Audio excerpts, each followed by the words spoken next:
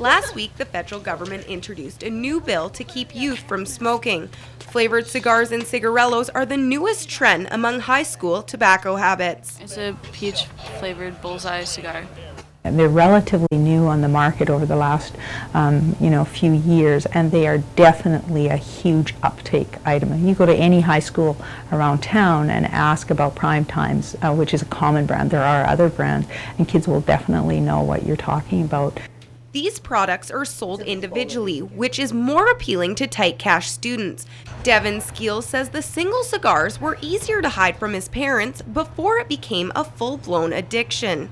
When I was probably 9 or 10, I started smoking the odd, like Captain Black, buy the odd single Prime Time. Then I started going to packs of them, and I wasn't getting enough. So like by the time I was in grade 8 or 9, I bought packs of cigarettes because I could get more for cheap, right?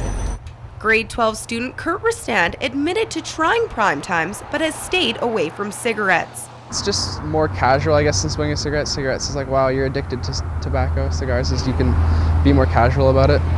It is illegal for anyone under 19 to purchase tobacco products, but 19-year-old Casey Roberts began smoking flavored cigars in high school.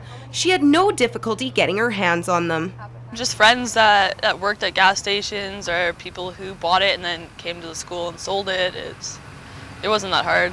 The proposed changes to the Tobacco Act include banning the adding of fruit flavors and other additives such as vitamins and sugar to cigarettes and cigars. Also, it would prohibit the tobacco companies from selling cigars individually. They would now have to be sold in a minimum of 20 per pack. Interior Health fully backs this new national initiative.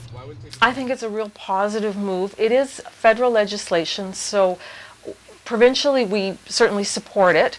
I think when we look at what's happening, those products, the cigarillos, the individual ones, are very enticing for the youth.